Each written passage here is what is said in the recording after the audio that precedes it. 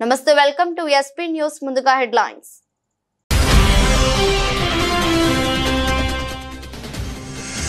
భారత్ పాకిస్తాన్ మధ్య ఉద్రిక్తత పరిస్థితులపై అమెరికా ఉపాధ్యక్షుడు ఆసక్తికర వ్యాఖ్యలు ఈ విషయంలో అమెరికా ఎట్టి పరిస్థితుల్లో జోక్యం చేసుకోదని స్పష్టీకరణ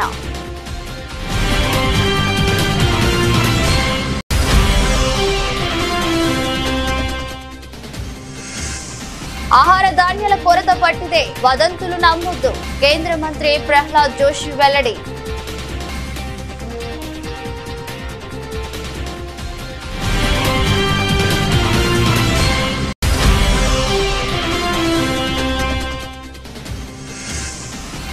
మరోసారి మీడియా ముందుకు వచ్చిన వ్యోమికా సింగ్ సోఫియా ఖురేషి దాయాది చర్యలకు భారత్ బలమైన సమాధానం ఇచ్చిందన్న మహిళా సైనికాధికారులు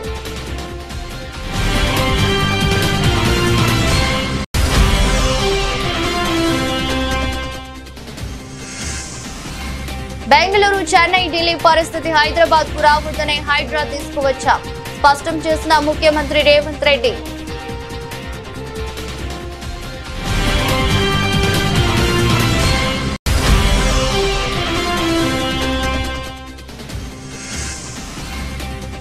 కీలక నిర్ణయాలు తీసుకున్న ఏపీ కేబినెట్ ఏపీ రాజధానికి అమరావతిని నిర్ధారిస్తూ తీర్మానం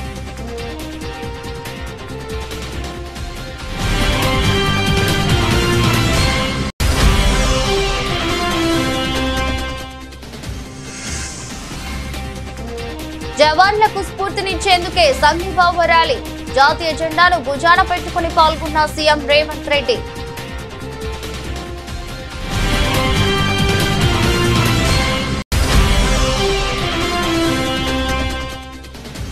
వైసీపీ కార్యకర్తలను వేధిస్తున్న పోలీస్ అధికారులను వదిలిపెట్టబోమన్న వైఎస్ జగన్ పోలీస్ అధికారుల పేర్లు రాసుకోవాలని పార్టీ శ్రేణులకు సూచన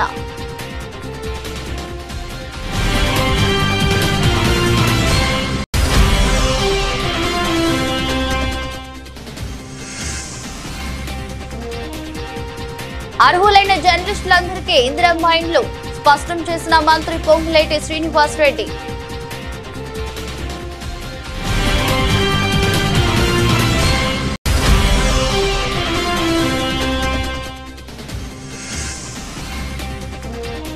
భారత్ పాక్ ఉద్రిక్తత భారీగా పతనమైన దేశీయ స్టాక్ మార్కెట్లు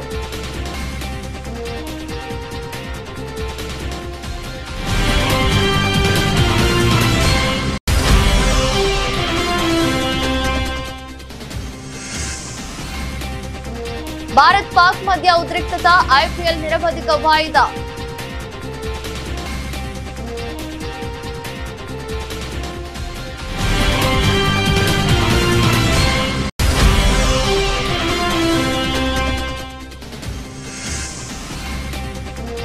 జగదేక వీరుడు అతిలోక సుందరి సీక్వెల్ హిందీ చేసిన రామ్ చరణ్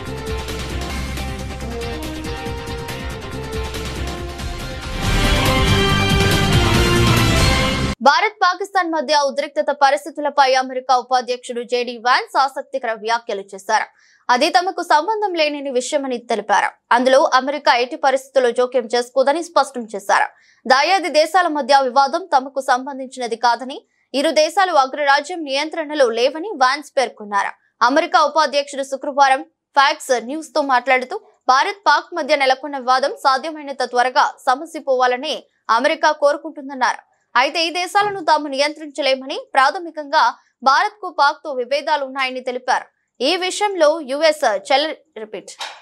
విషయంలో యుఎస్ చేయగలిగేది ఏమిటంటే ఈ ఘర్షణను కొంచెం తగ్గించమని ఇరు దేశాలను కోరడం మాత్రమేనని ఆయన చెప్పుకొచ్చారు అటు అధ్యక్షుడు డొనాల్డ్ ట్రంప్ కూడా భారత్ పాక్ మధ్య నెలకొన్న ఉద్రిక్తత పరిస్థితులు తొలగిపోవాలని కోరారు ప్రస్తుతం రెండు దేశాలు పూర్తిగా విరుద్ధ అభిప్రాయాలతో ఉన్నాయని అన్నారు కానీ వారు తమ మధ్య ఘర్షణలను ఆపగలరని ఆశిస్తున్నామన్నారు తనకు రెండు దేశాలు బాగా తెలుసన్న ట్రంప్ యుద్ధాన్ని ఆపేందుకు ఏదైనా సహాయం కోరితే తప్పకుండా చేస్తానని స్పష్టం చేశారు దేశంలో ఆహార ధాన్యాల కొరత ఏర్పడిందంటూ వ్యాపిస్తున్న వదంతులు పూర్తిగా నిరాధారమైనవని కేంద్ర ప్రభుత్వం స్పష్టం చేసింది ప్రజలు ఆందోళన చెందనవసరం లేదని మార్కెట్లలో అధికంగా కొనుగోలు చేయాల్సిన అవసరం లేదని కేంద్ర ఆహార ప్రజా పంపిణీ వినియోగదారుల వ్యవహారాల శాఖ మంత్రి ప్రహ్లాద్ జోషి తెలిపారు గురువారం న్యూఢిల్లీలో మీడియాతో మాట్లాడిన మంత్రి దేశంలోని పలు ప్రాంతాల్లో ఆహార పదార్థాలు నిత్యావసర వస్తువుల కొరత ఉందంటూ కొందరు వ్యక్తులు ఉద్దేశపూర్వకంగా తప్పుడు సమాచారం వ్యాప్తి చేస్తున్నారని తెలిపారు. ప్రస్తుత పరిస్థితుల్లో ప్రజలను తప్పుదోవ పట్టించేందుకే కొందరు ఈ దుష్ప్రచారానికి పాల్పడుతున్నారని అన్నారు. దేశంలో ఆహార ధాన్యాలు నిత్యావసర వస్తువులకు ఎలాంటి కొరత లేదు. వాస్తవానికి అవసరానికి మించి నిల్వలు అందుబాటులో ఉన్నాయి. పంజాబ్ లోను ఇలాంటి తప్పుడు వార్తలు వ్యాప్తి చెందుతున్నట్లు నా దృష్టికి వచ్చింది. ప్రజలు ఇలాంటి వదంతులను నమ్మవద్దని మంత్రి జోషి స్పష్టం చేశారు.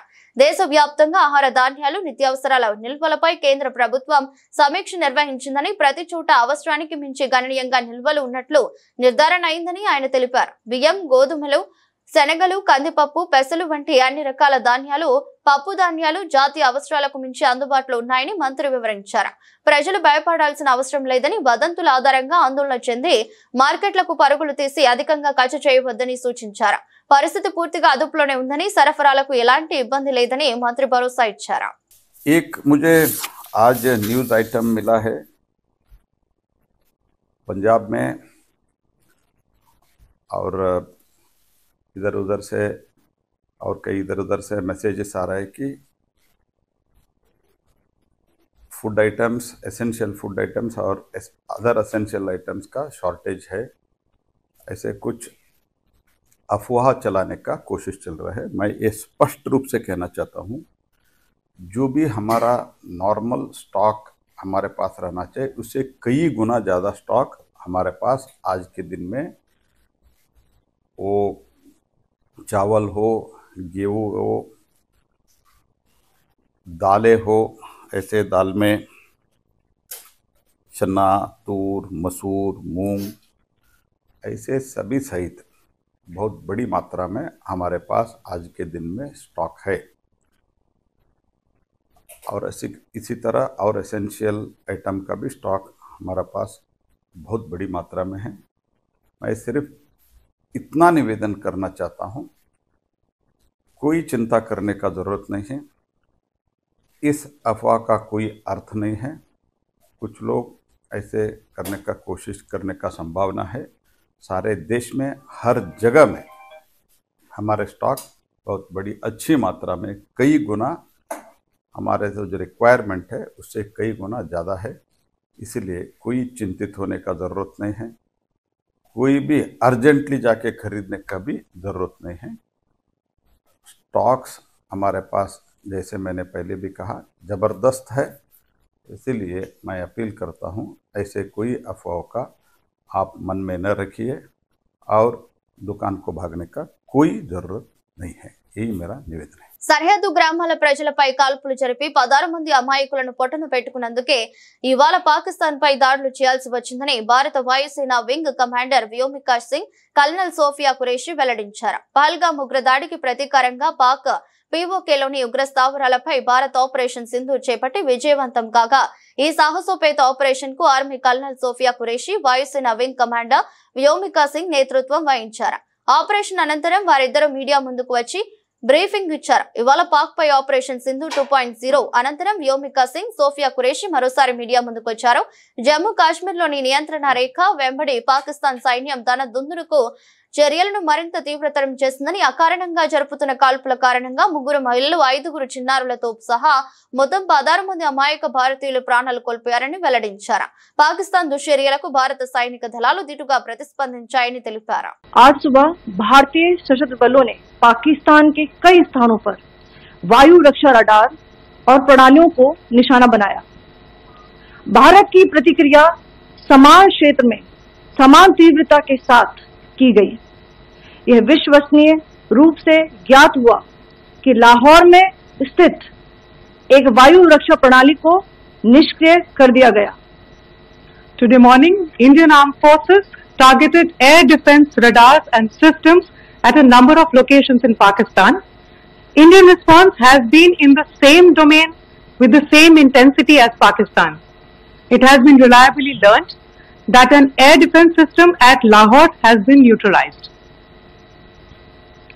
पाकिस्तान ने नियंत्रण रेखा पर आकरण गोलीबारी की तीव्रता बढ़ा दी है, जिसमें कुपवाड़ा, बारामूला, उरी, पुंछ, मेंढर और राजौरी क्षेत्रों में मोर्टार और भारी तोपखाने का इस्तेमाल किया जा रहा है।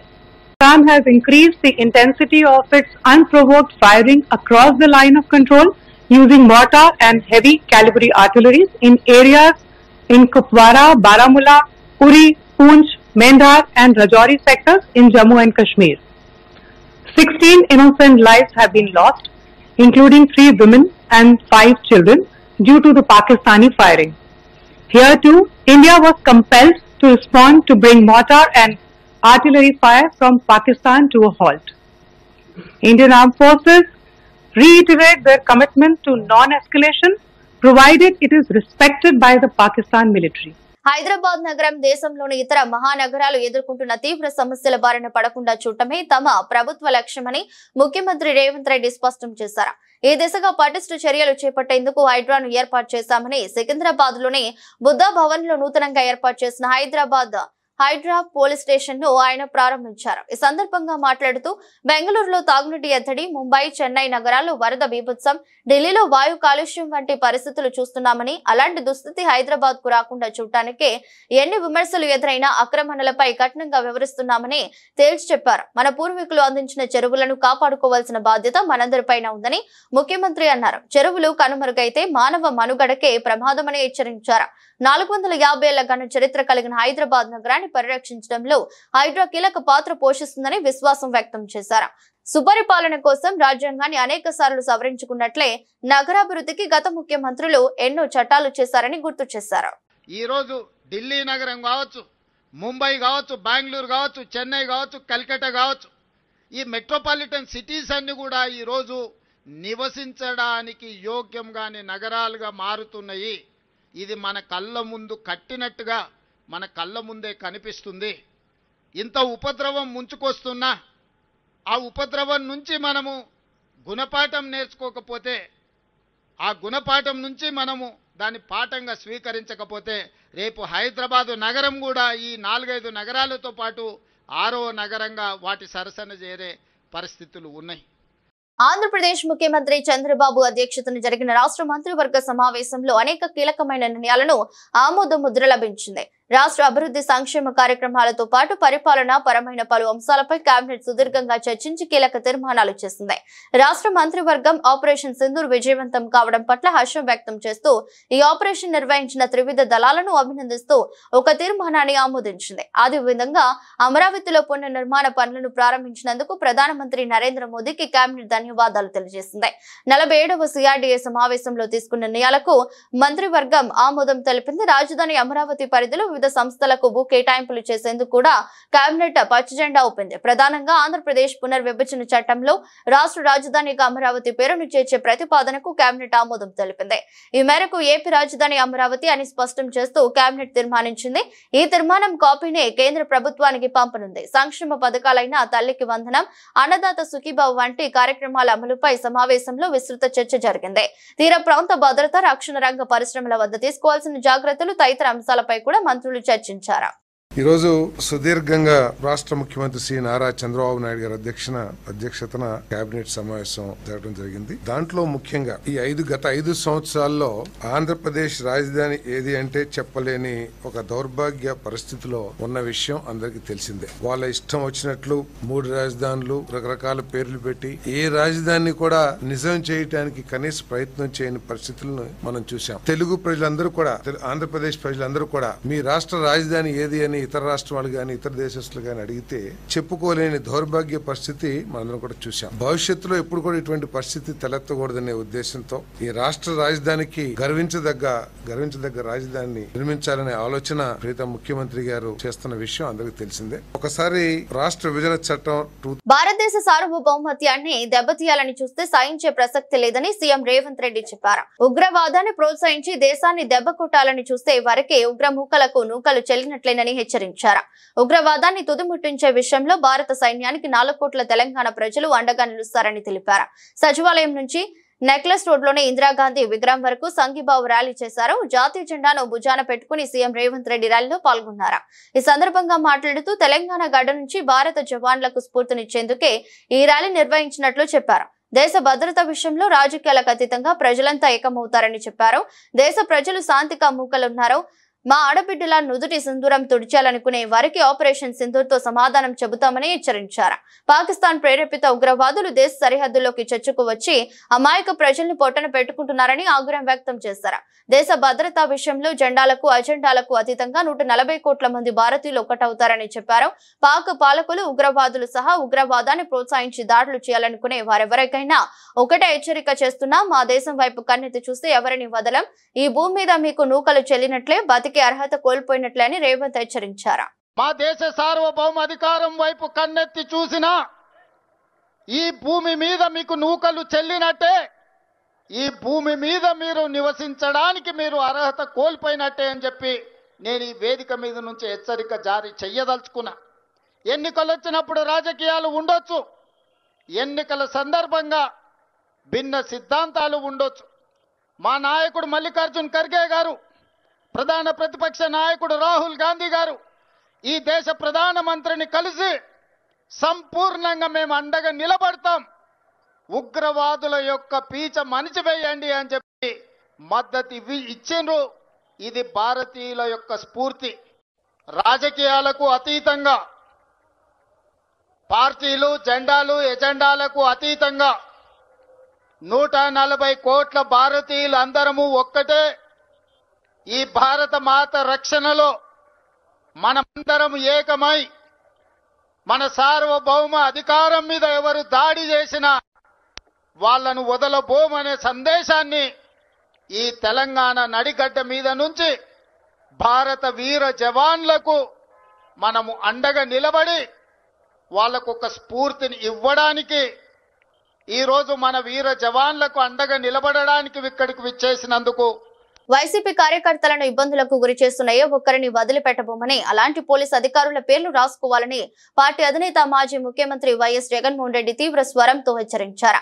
పార్టీ కార్యకర్తలకు అండగా నిలుస్తానని, జగన్ 2.0లో వారికి అత్యంత ప్రాధాన్యత కల్పిస్తానని ఆయన భరోసా ఇచ్చారు. వైసీపీ కేంద్ర కార్యాలయంలో అన్నమయ్య జిల్లా రాజంపేట మున్సిపాలిటీ, చిత్తూరు జిల్లా కుప్పం నియోజకవర్గం, రామకుప్పం మండలం, శ్రీ సత్యసాయి జిల్లా మడకసిర మున్సిపాలిటీ, పెనుగుంట నియోజకవర్గం, రొద్దం మండలానికి చెందిన ఎంపీపీలు, వైస్ ఎంపీపీలు, మున్సిపల్ చైర్పర్సన్లు, వైస్ చైర్పర్సన్లు, కౌన్సిలర్లు, ఎంపీటీసీలతో పాటు ఆయా జిల్లాల ముఖ్య నేతలతో జగన్ ప్రత్యేకంగా సమావేశమయ్యారు. ఈ సందర్భంగా జగన్ మాట్లాడుతూ, కేవలం వైసీపీని ప్రేమించినందుకు, అభిమానించినందుకు కార్యకర్తలు అనేక బాధలు పడుతున్నారని, వారి ఆవేదనను తాను చూస్తున్నానని అన్నారు. మీ బాధలు చూస్తున్నాను, హామీ ఇస్తున్నాను, ఎవరిని వదలం. ఎక్కడున్నా సరే కార్యకర్తలను ఇబ్బంది పెడుతున్నా పోలీసు అధికారుల పేర్లు రాసుకోండి. అధికారంలోకి వచ్చాక వారిని చట్టం ముందు నిలబెడతామని జగన్ స్పష్టం చేశారు. సంవత్సరం కళ్ళు మూసుకుంటే అయిపోయింది, చూస్తా సంవత్సరం అయిపోయింది. మీ అందరికీ గుర్తుండే ఉంటుంది, మన 5 సంవత్సరాలు 2019 నుంచి 24 కళ్ళు మూసుకొని కళ్ళు తెరిచేసరికి ఎట్ట అయిపోయిందా? ఈ సంవత్సరం కూడా కళ్ళు మూసుకొని కళ్ళు తెరిచేసరికి ఎట్ట అయిపోయిందా? ఇంకా కళ్ళు మూసుకొని కళ్ళు తెరిచేసరికి మరో 3 ఏళ్ళు కూడా అదే మాదిరిగానే అయిపోతుంది. ఈ 3 ఏళ్ళు మాత్రం ఎట్టునో గట్టిగా ఈ చంద్రబాబు నాయుడు గారి ప్రభుత్వం పోయేదానికోసం శాయశక్తుల అందరం కష్టపడదాం, ప్రతి అడుగు ముందుకేద్దాం. 3 ఏళ్ళు, దీని తర్వాత వచ్చేది మళ్ళీ మన ప్రభుత్వమే. ఆ తర్వాత చంద్రబాబు నాయుడు గారికి, తెలుగుదేశం పార్టీకి సినిమా ఎట్ట చూపించాలో మనం చూపిస్తాం. ఎవడెవడైతే అధికారి, ఎవడెవడైతే వైఎస్ఆర్సీపీ కార్యకర్తను ఎవడెవడైతే ఇబ్బంది పెట్టాడో వాళ్ళందరినీ కూడా చూస్తూ ఊరుకోము.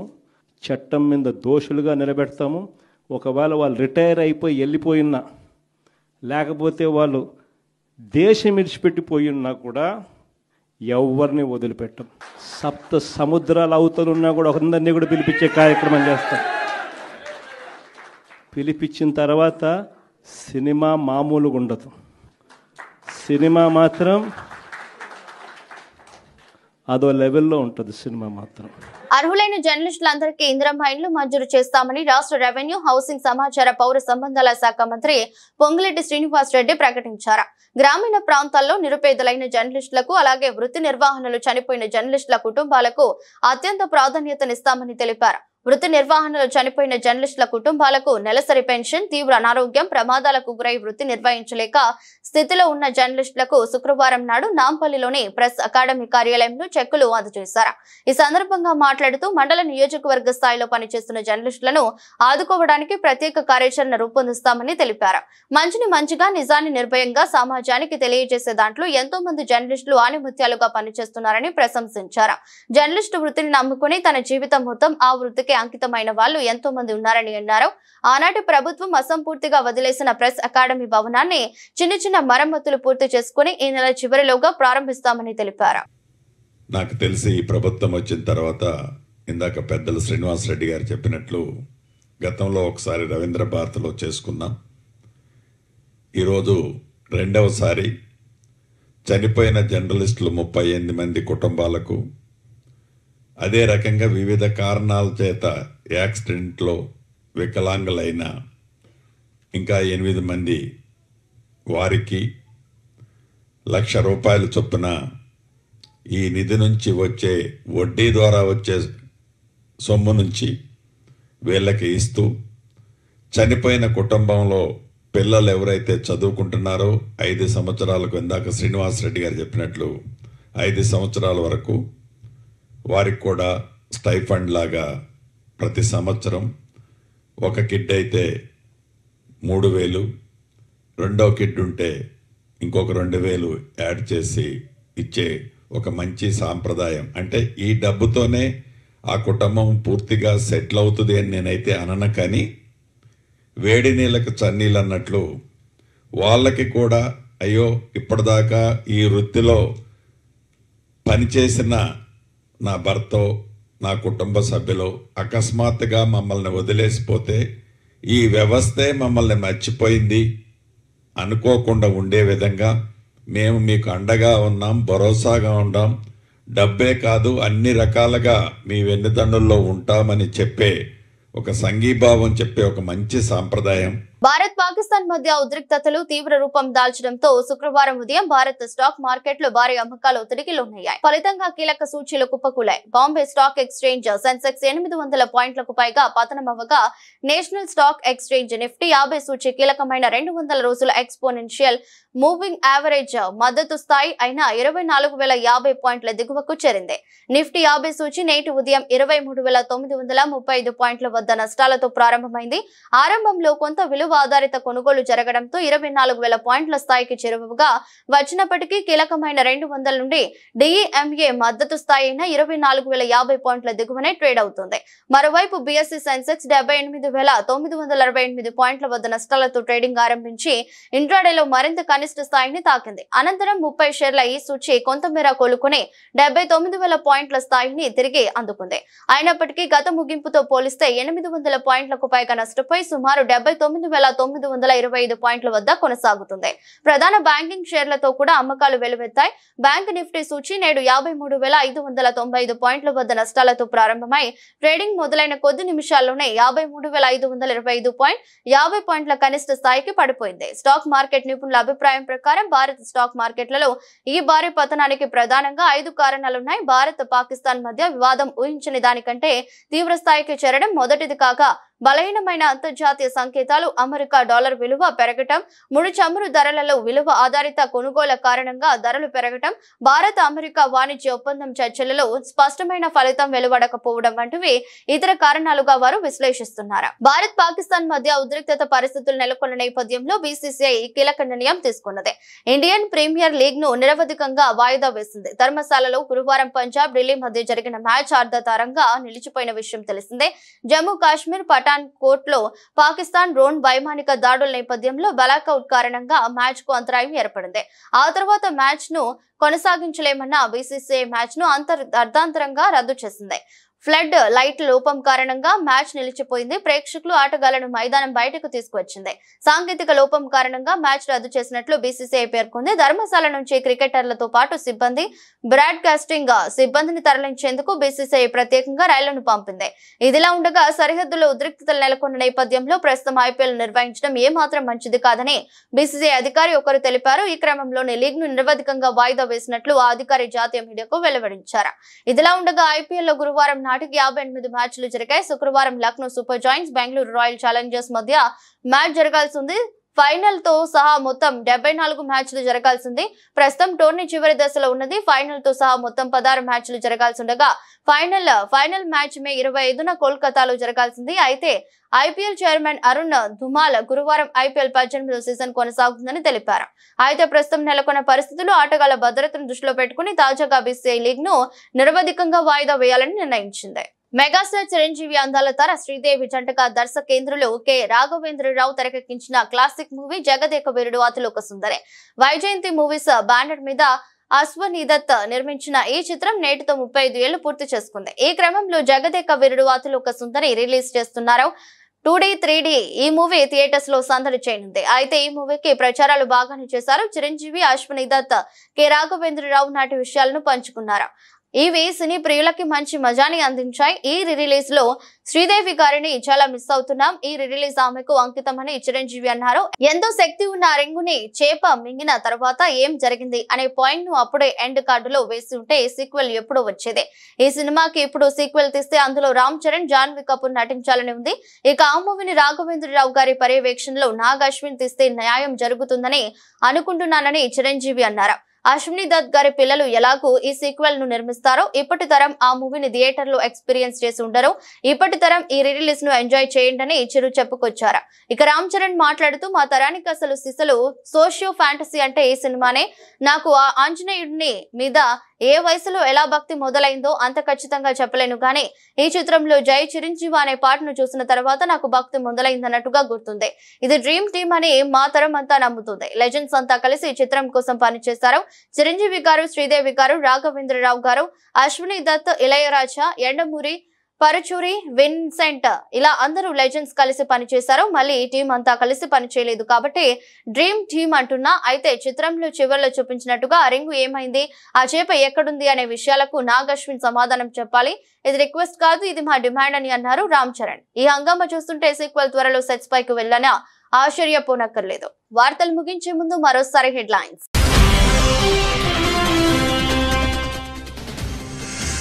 భారత్ పాకిస్తాన్ మధ్య ఉద్రిక్తత పరిస్థితులపై అమెరికా ఉపాధ్యక్షుడు ఆసక్తికర వ్యాఖ్యలు. ఈ విషయంలో అమెరికా ఎట్టి పరిస్థితుల్లో జోక్యం చేసుకోదని స్పష్టీకరణ.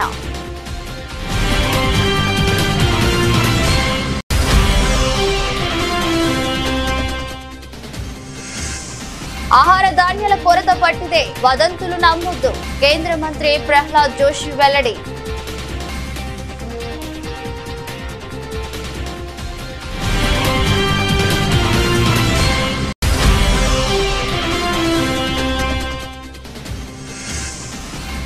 మరోసారి మీడియా ముందుకు వచ్చిన వ్యోమికా సింగ్, సోఫియా ఖురేషి.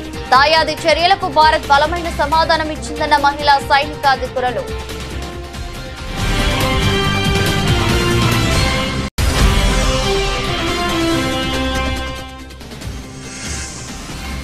బెంగళూరు, చెన్నై, ఢిల్లీ పరిస్థితి హైదరాబాద్ కు రావద్దనే హైడ్రా తీసుకువచ్చాం, స్పష్టం చేసిన ముఖ్యమంత్రి రేవంత్ రెడ్డి.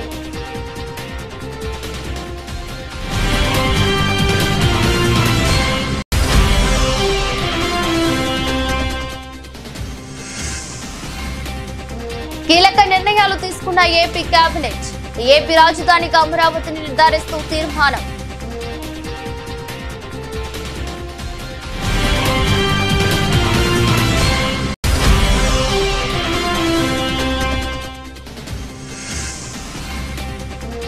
జవాన్లకు స్ఫూర్తినిచ్చేందుకే సంఘీభావ ర్యాలీ. జాతీయ జెండాను భుజాన పెట్టుకుని పాల్గొన్న సీఎం రేవంత్ రెడ్డి.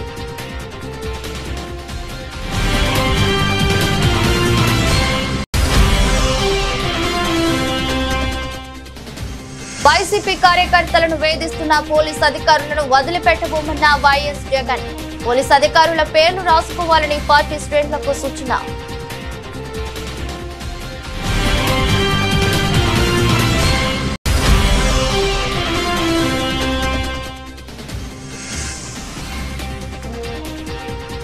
అర్హులైన జర్నలిస్టులందరికీ ఇందిరమ్మ ఇండ్లు, స్పష్టం చేసిన మంత్రి పొంగులేటి శ్రీనివాస్ రెడ్డి.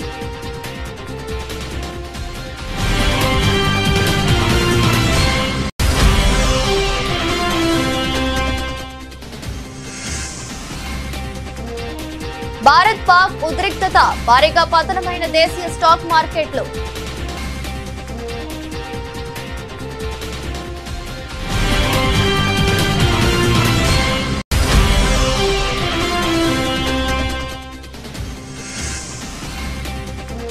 భారత్ పాక్ మధ్య ఉద్రిక్తత ఐపీఎల్ నిరవధిక వాయిదా.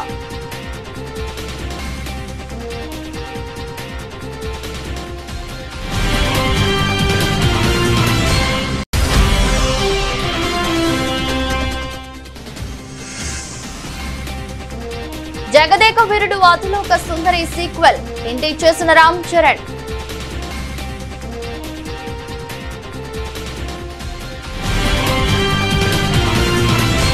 ఇది బులెటిన్. మరో బులెటిన్ లో మళ్ళీ కలుద్దాం. అంతవరకు సెలవు. నమస్కారం.